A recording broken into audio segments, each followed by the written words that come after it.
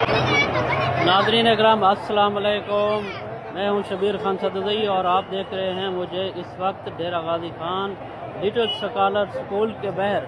यहाँ पे हम आपको बताएं कि एक स्कूल है, यहाँ पे उसकी छत गिर गई है जिसमें मुतअद्दिद बच्चों को ज़ख्मी होने की इतलात मौसूल हो रही हैं और कुछ यहाँ पे बच्चों के जाँ बहक होने की भी इतलात मिली है।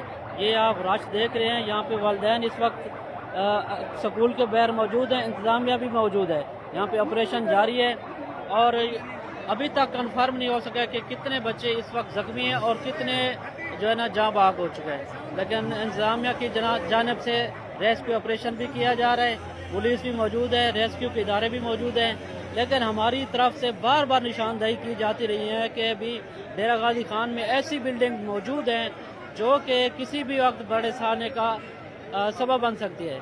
लेकिन क्योंकि जहाँ हादसा नहीं होता उस वक्त तक इंतज़ामिया मुतहर्रिक ही नहीं होती है। जब तक कोई हादसा ना हो इंतज़ामिया मुतहर्रिक ही नहीं होती है। ये आप देख लें कि वालिदैन की बड़ी तादाद इस वक्त स्कूल के बाहर मौजूद है और लोग अपने बच्चों को तलाश कर रहे हैं। इंतज़ामिया की जानिब से भी ऑपरेशन किया जा रहा है और लेकिन वालिदैन और बच्चे जो है ना इस वक्त कुछ अंदर फंसे हुए हैं।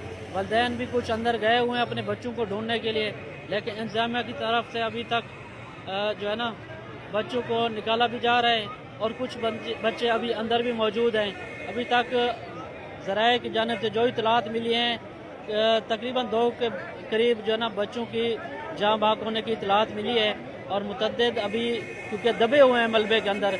जब तक ये ऑपरेशन फाइनल नहीं होगा उस वक्त तक मज़ीद कुछ कहना कबल इस वक्त होगा।